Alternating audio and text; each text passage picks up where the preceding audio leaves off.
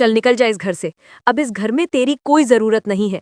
हाँ, बड़ी महारानी बनने की सोचती थी, अब महारानी से नौकरानी बनने का समय आ गया है। चल निकल जा यहाँ से। ऐसा मत कहिए माँ, मेरा आप लोगों के सिवा है ही कौन। अगर आप लोग भी ऐसे करेंगे तो मेरा क्या होगा। हम तेरे बारे में सोचेंगे तो अपने बारे में कब सोचेंगे। हाँ, चल निकल जा इस घर से। हाँ, निकालो इसे, मेरा तो दम घुटने लगा है इसके साथ। और फिर सरला, सौतेली माँ, पायल को धक्का मारकर घर से बाहर निकाल देती है। पायल के लिए ये बहुत दुखद था। अब मैं कहाँ जाऊं, मैं क्या करूं।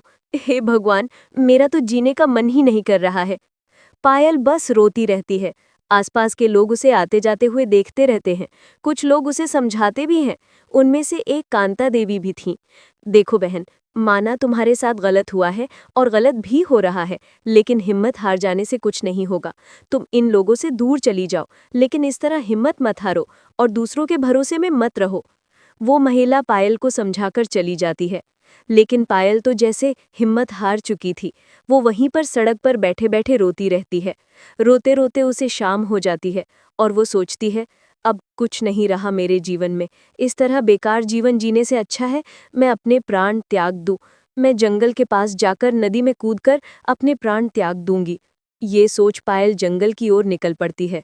रोते रोते वो जंगल में होती हुई नदी के पास जाती है और भगवान से शिकायत करने लगती है। हे भगवान, आपको मुझ पर जरा भी तरस नहीं आया। मेरी ऐसी हालत है, फिर भी मेरा साथ देने को कोई नहीं है। ऐसे में मैं आपसे एक साथ की उम्मीद रख रही थी, लेकिन आपने भी मेरा साथ नहीं दिया और अब मुझे अपने प्राण त्यागने होंगे। उसके ये शब्द वहीं पास में बैठे साधु बाबा सुन लेते हैं और वो तुरंत उसके पास आते हैं। क्या हुआ पुत्री, तुम इतनी तेज रो क्यों रही हो और आखिर भगवान से नाराज क्यों हो। और फिर पायल उन बाबा को अपनी सारी परेशानी बताती है। वो उन्हें अपने पिछले दिनों के हालातों के बारे में बताती है। ये तो बहुत दुखद है। मैं मानता हूँ तुम्हारे साथ जो हुआ है वो बहुत गलत है, लेकिन ऐसे में भी तुम्हें हिम्मत नहीं हारनी चाहिए, बल्कि और मेहनत से जीवन जीना चाहिए। कहने में आसान लगता है बाबा जी, लेकिन बहुत मुश्किल है। और अगर इतना ही आसान है तो आप बताइए मुझे क्या करना चाहिए। जो आप बताएंगे मैं वैसा करूंगी। पहले तो तुम अपने मन से गलत विचार निकाल दो और जब तक तुम्हारा मन ठीक नहीं है तब तक यहाँ जंगल में रहो। यहाँ तुम्हें भोजन बनाने के लिए ताज़ा सब्जियाँ और फल भी मिलेंगे। ठीक है बाबा जी, आप कहते हैं तो मैं जंगल में रहकर जीवन बिताने की कोशिश करती हूँ, लेकिन मैं रहूंगी कहाँ। तुम परेशान मत हो। जिस तरह मैंने जंगल में अपनी कुटिया बनाई है, उसी तरह तुम्हारे लिए भी एक कुटिया बना दूंगा। तुम उस कुटिया में रहना और जंगल में जीवन बिताना। बाबा की बात पायल मान लेती है। वो रोज जंगल से ताज़ी सब्जियां और फल तोड़ती है और अपना जीवन बिताने लगती है। इसी तरह कुछ दिन बीत जाते हैं। उसके अंदर जीवन जीने की एक नई उम्मीद फिर से आ जाती है। वो गांव में घूमने जाती है और वहां से लौटते समय रास्ते में उसे बहुत तेज भूख लगती है। बहुत तेज भूख लगी है, लेकिन यहाँ आसपास क्या खाऊं। मेरे पास तो रुपए भी नहीं है। खैर, किसी से कहकर देखती हूँ, क्या पता कोई मुझे खाना खिला दे। वो एक समोसे वाले ठेले पर जाती है, जहाँ काफी सारे लोग समोसे खा रहे थे। भैया जी, बहुत तेज भूख लगी है, लेकिन मेरे पास रुपए नहीं है। क्या आप मुझे एक समोसा खिलाएंगे। देखो बहन, हम भी यहाँ कमाने बैठे हैं। अगर ऐसे खिलाने लगे तो कैसे काम चलेगा। हाँ, आपकी बात भी ठीक है। कोई बात नहीं। वो जाने लगती है, लेकिन तभी वो दुकानदार उसे रोककर समोसा खाने के लिए कहता है। अच्छा बहन, ये लो एक समोसा खा लो। उम्मीद करता हूँ तुम्हारी थोड़ी भूख तो इससे मिट जाएगी। धन्यवाद भैया। पायल समोसा खाती है और खाते खाते सोचती है, भैया जी समोसे ज्यादा अच्छे नहीं बनाते, फिर भी इनके पास बहुत सारी भीड़ लगी हुई है। क्यों ना मैं भी जंगल के बाहर वाले रास्ते पर समोसे बेचना शुरू कर दूं। शायद इससे मेरे पास एक अच्छी कमाई होने लगे। ऐसा सोचकर पायल अपनी कुटिया में जाती है और समोसा बनाकर देखती है। अगर आज अच्छा समोसा बन गया तो फिर मैं कल से ही समोसे बेचना शुरू कर दूंगी। वो समोसा बनाकर सीधे बाबा के पास लेकर जाती है। बाबा जी, बताइए समोसा कैसा है। अगर ये अच्छा लगा तो मैं कल से ही समोसे बेचना शुरू कर दूंगी। समोसे को हाथ में लेते हैं, उसे देखते हैं और फिर एक छोटा सा टुकड़ा चखते हैं। उनकी आंखों में हल्की सी चमक आती है। अरे वाह, ये तो बहुत स्वादिष्ट है पुत्री। इसका स्वाद तो उस समोसे वाले से कहीं ज्यादा अच्छा है। मसाले एकदम सही हैं और आलू भी बहुत अच्छी तरह से पके हैं, एकदम कुरकुरा। पायल के चेहरे पर एक मुस्कान आ जाती है जो उसने बहुत दिनों बाद महसूस की थी। सच्ची कह रहे हैं बाबा जी, मुझे लगा था शायद अच्छा नहीं बना होगा। नहीं, बिल्कुल नहीं। तुम तुरंत कल से ही बेचना शुरू कर दो। ये काम तुम्हारे लिए बहुत अच्छा है। ये तुम्हारी मेहनत और लगन का फल होगा। ये देखो, तुम में जीने की नई उम्मीद आ गई है और अब तुम अपने पैरों पर खड़े होने की सोच रही हो। यही सकारात्मक बदलाव मैं देखना चाहता था। धन्यवाद बाबा जी, आपकी प्रेरणा से ही मैं ये सब सोच पाई हूँ। अगले दिन पायल सुबह जल्दी उठकर ताज़ी सब्जियां और मसाले जमा करती है। बाबा की मदद से वो जंगल के बाहर मुख्य रास्ते से थोड़ी दूरी पर एक साफ जगह पर अपना ठेला लगाती है।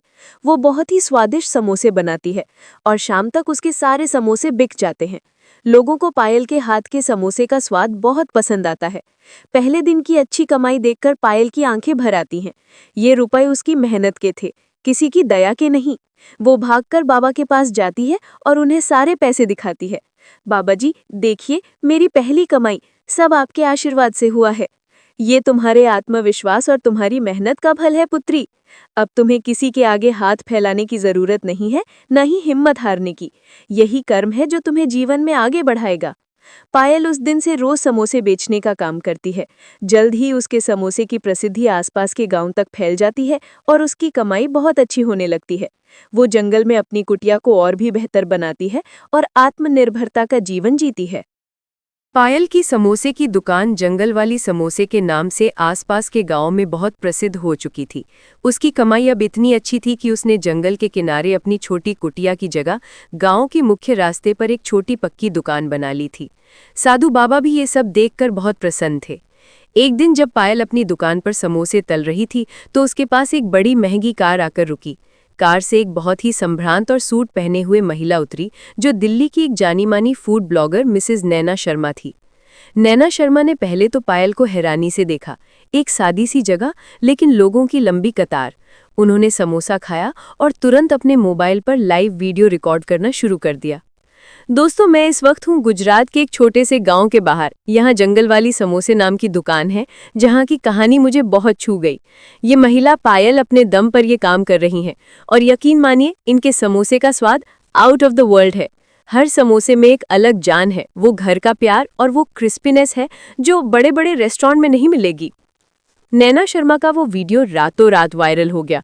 हजारों लाखों लोगों ने पायल की कहानी और उसके समोसों के स्वाद के बारे में जाना। अगले ही हफ्ते पायल के पास शहर के सबसे बड़े रेस्टोरेंट चेन द फ्लेवर्स के मालिक का फोन आया। नमस्ते पायल जी, मैं राज कपूर बोल रहा हूँ, द फ्लेवर्स का मालिक। मैंने आपका वीडियो देखा है और आपके समोसों के बारे में बहुत सुना है। मैं आपको एक पार्टनरशिप को ऑफर देना चाहता हूँ। मैं चाहता हूँ कि आप द फ्लेवर्स के लिए एक एक्सक्लूसिव मेन्यू आइटम तैयार करें, पायल के स्पेशल समोसे। हम आपको शहर में एक बड़ी जगह देंगे और आपकी मेहनत का उचित हिस्सा भी। पायल थोड़ी सहम गई, लेकिन ये उसके लिए बहुत बड़ा अवसर था। उसने साधु बाबा से सलाह ली। पुत्री, ये तुम्हारे आत्मविश्वास और लगन का फल है। तुम बस अपना हुनर और स्वाद मत खोना। ये काम तुम्हारे लिए बहुत बड़ा मुकाम लाएगा। बाबा ने उसे आशीर्वाद दिया। पायल ने राज कपूर का ऑफर स्वीकार कर लिया। कुछ ही महीनों में पायल के स्पेशल समोसे शहर में सुपरहिट हो गए। उसकी कमाई अब लाखों में थी। उसने गांव में एक बड़ा और सुंदर वृद्धाश्रम बनाने का फैसला किया, उन लोगों के लिए जिन्हें अपनों ने छोड़ दिया था। एक दिन जब पायल वृद्धाश्रम के भूमि पूजन के लिए तैयार हो रही थी, तभी उसके सामने वही पुरानी कार रुकी। कार से उसके सौतेले भाई और सौतेली माँ सरला उतरे। सौतेले भाई ने डरते हुए कहा, पायल, हम माफी मांगने आए हैं। हमने तुम्हें घर से निकालकर बहुत बड़ी गलती की। हमने तुम्हें बहुत ढूंढा, लेकिन जब से हमने तुम्हारा नाम अखबारों और टीवी पर देखा, हमें पता चला कि तुम कितनी सफल हो गई हो। क्या तुम हमें माफ करके हमें अपने साथ रख सकती हो? पायल ने शांत और आत्मविश्वास भरी निगाहों से उन्हें देखा। उसके चेहरे पर कोई शिकन नहीं थी, कोई गुस्सा नहीं था। माँ, भाई, मुझे अफसोस है कि आप लोगों को ये बात समझने में इतना समय लगा। मैं उस दिन टूट गई थी, लेकिन आप लोगों के धक्के ने ही मुझे मेरे पैरों पर खड़ा होने का मौका दिया। अब ये घर, मेरा ये काम, मेरे समोसे मेरी असली पहचान है। आप लोगों के पास वापस आने का अब कोई सवाल नहीं है।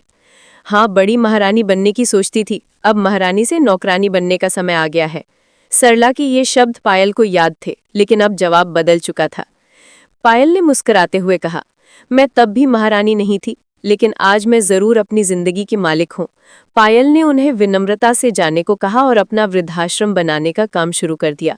उसने साबित कर दिया कि असली ताकत विरासत में मिले घर में नहीं, बल्कि मेहनत से कमाए गए आत्मविश्वास और सम्मान में होती है।